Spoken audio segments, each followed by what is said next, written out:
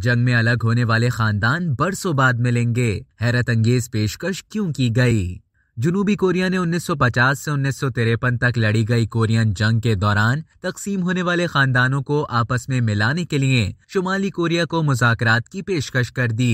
यह हैरत अंगेज पेशकश उस वक्त सामने आई थी जब चंद हफ्ते कबल जनूबी कोरिया में एक त्यौहार मनाया गया। त्यौहार के दौरान भी कोरिया के दोनों हिस्सों में बंटने वाले खानदानों को आपस में मिलने का मौका दिया गया।